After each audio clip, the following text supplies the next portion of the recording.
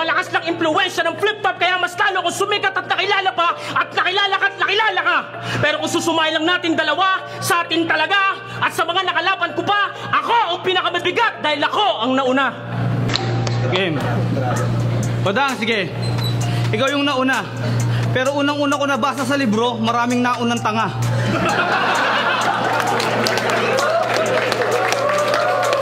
Isa na ata ang ribat sa masabi nating kahangahang estilo para sa isang battle MC at maraming ang battle MC ng flip-top ang kaya itong gawin pero may mga battle MC talaga na masabi mong 40 talaga nila ang pagre-ribat kaya naman siya binansagang hari ng ribat pero mas nakakatuwang marinig ang isang ribat kapag sa pagpapatawa ito ginamit at higit sa lahat komedyante ang gumamit nito. Kaya naman sa video nito ay sabay-sabay nating panoorin ang dalawang battle MC na may nakakatawang ribat dito sa flip-top. Welcome back ulit guys sa ating mating channel. For today's video papanoorin natin ang Delo and Saito funny rebuttals. At paalala ko lang muna mga clips na inyong papapanood sa araw na ito ay ayon sa abot ng aking kayanan. At kung meron man akong hindi nasali ay mas mabuti pang sa mismong YouTube channel ng flip-top kayo manood para sulit ang inyong panonood. So simulan natin, let's go!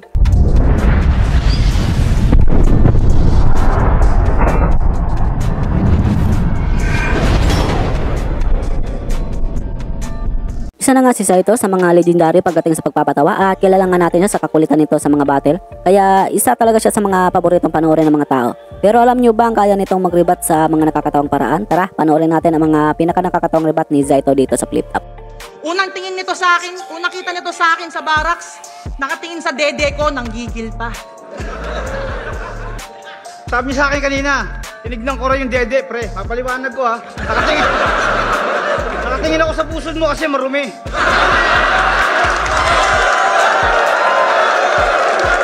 Sa kasabihang di bali ng pangit, basta mabuti kang tao, Saito. Dapat natuto ka na. Kasi minsan ka na nga lang magkaroon ng kaibigan, natulpo ka pa. Sa usapin ng pakikipagtropa, tanga dapat umilag ka na. Baka sa susunod na magkaroon ka ng best friend, nasa bitag ka na. Tsaka wag kang mahihiyang mag-sorry dun sa tao. Dapat ka pang magpasalamat dun, gago. Kasi kung di kayo palaging magkasama ni Jamsam, di ka pa matatawag na gwapo. Kasi ang tamad mong sumulat. Parang mas naghahanda pa yata sa'yo yung batang kamukha mo na nagluluto sa gubat. Ba't di Tapos na yung issue. Binabalik mo pa kay Tulpo. Malamang titigil ka pag nakita nyo to sa Soko. Sabi niya pa kanina, pangit daw ako, sinisigaw ng malakas. Putang ina mo, manalaming kay, mukha mo, butas-butas. Sinasabi mo pa kanina, yung mga batang nagluluto sa gubat. Putang ina mo, ikaw yung nakaka-imbento ng mga brief na binatawat. Ang dami na itong arte, ang dami dinadali. Pati si Jamsam Rasta na kuya mo, bigla mo sinasali. Usapan to ng mga tao, nagdadala ka ng mga impacto. At real talk mga tol, pumatol to sa bakla pagkatapos nag-selfie. Wow, nakakamanghaw, diba? Huwag kang mag-deny, pinapakita mo lang kung gaano ka kung walang kwenta sa buhay. Kung ayaw mong umamin, puta, ito yung patunay. Tangin na!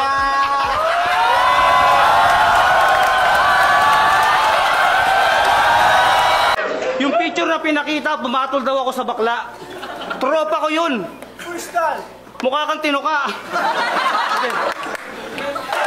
At yung picture kanina, hindi yung bakla, si Jamsam Rasta. Masarap lang tumupa.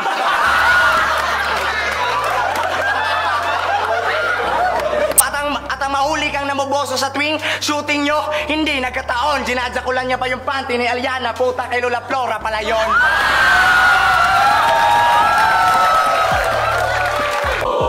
Panty raw ni Lola Flora, yung sininghut ko kanina.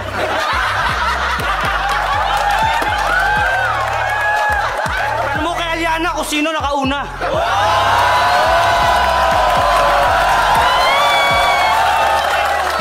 Mapunta naman tayo kay Delo. Ito isa talaga sa maiisip mo kapag usapang ribat at binansagang hari ng rebuttals. At syempre kaya din ito magpatawa at dahil nga sa kanya kaya maraming mga battle MC ang natuto na ring magribat.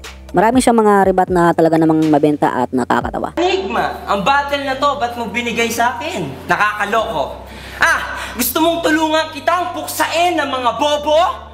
Huwag mo akong buksayin pagdating sa liriko. Papatayin niya yung mga bobo. Huwag mong patayin sarili mo. Gago, anong walang pangkol?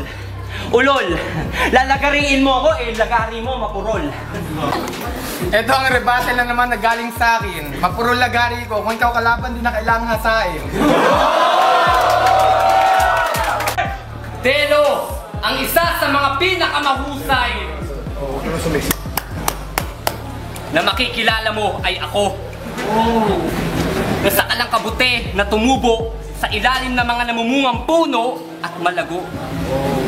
Okay, yung banat mo walang tindi. Ako, tumubong kabute. Buti ako tumubo, ikaw hindi.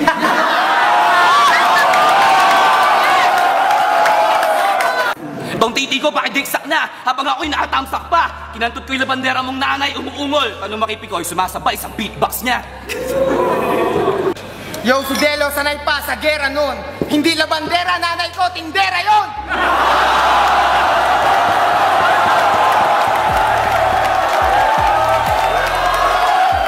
At syempre dahil umabot ka sa part nito at kung bago ka lang nakapasyal sa channel ko ay nanyanyahan mo kita namang subscribe at pakihit na ng bell button para lagi kang updated kung may bago kong ilalabas na content tulad nito.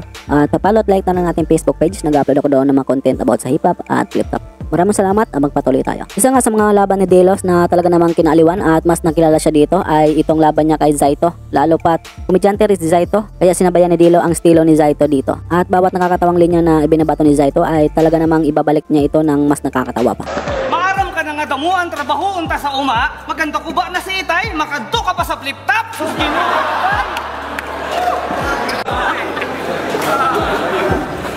Kala ko yung banat mo nung una, sabi ko, wow, matindi yan. Putang ina, Bisaya. Ay, alam mo naman, di ko maintindihan.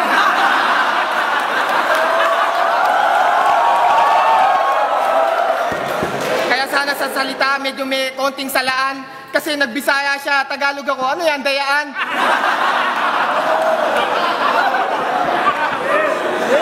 Ako si Saito, parang super tamis. Tignan mo mga bitaw mo, para ka namamali mo sa kanto. Umupo ka pa, para naalala mo kung paano mo chinupa yung lolo ko. Sino pa ang lolo mo? Nakakadiri. Paano ko chuchupa yung lolo mo walang tite?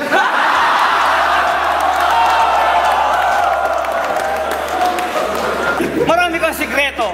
Parang veterano magikero. 10 yung shota, mong pok-pok, may bakla ka pa sa rekto.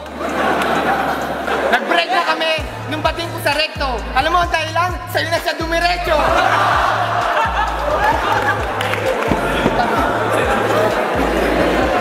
Nagpunta ako sa Indang 13. Yung mga halaman malalago. Sa kakaisip ko sa mukha mo, lumabas yung kakambal mo. Sabi niya, Tok.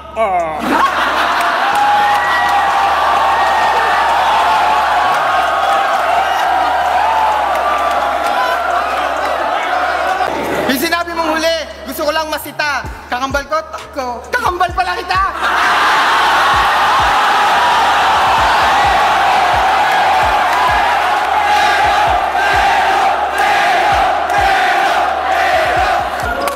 Nung baby pa si Delo, dumidede sa aso. 5 years old, may trabaho. Taga-jakol ng kabayo.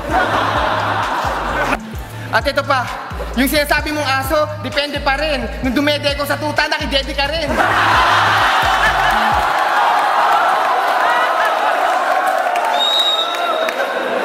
At last, ang battle ni Delo na talaga namang napakilala sa kanya sa flip top at nagpasikat kay Delo sa pagre-rebat ay itong laban niya kay Target. Na talagang kahanga-hanga ang mga on the spot na rebat dito ni Delo. Pinatunayan niya talaga dito na nababagay siyang tawagin na rebuttal king ng flip top. Ay ka pa napatapat, ngayong kawawa ka lang tol. Kaya kitang lapastanganin kahit sa wikang Espanyol. Vete a la mierda, go to hell, you're a bum. Before you a to madre, meaning nun ay fuck your mom.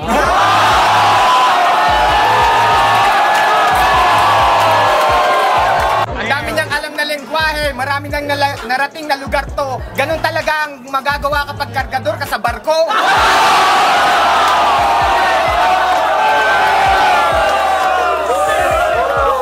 Si Delo ay supot, tas siningaan mo yutot. Sa let ng kanyang ari, pangkatot niya ay buntot. Pati buntod ko, kanyang sinisita. Alam niya yun kasi nakantot na rin kita.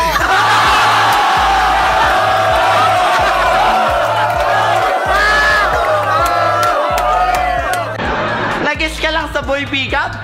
Nadaanan ka lang ng camera ng bubble gang, feeling mo celebrity ka na. Nabubulol ako pero tangina mo ang pangit mo. Oh, guess ako sa bubble gang. Yun ang ginagawa niya ang aking weakness. Palibasa ikaw guess ka sa pilay witness. Ayokong lumaban sa tungaw na may hawak na red horse na badyaw. May hawak nga ako red horse, kaya ako'y sinisinok. Kumpara naman sa kanya, di umiinom, pero pumipiyok. Pero, Hanggang dito na lang guys ang aking video sa araw nito. Maraming salamat sa inyong panonood at sana ay nag-enjoy kayo. Marami pong salamat sa mga solid supporters natin dyan na walang sawang sumuporta sa channel ko. Marami pa pong ilalabas na mga content about sa hip-hop at flip-top, kaya pag-abang-abang na lang po. At don't forget to like this video para naman may pakita ni YouTube sa iba pang manonood, at napakalaking tulong na po yan para sa aming mga content creator. Maraming salamat at hanggang sa muli. Peace out!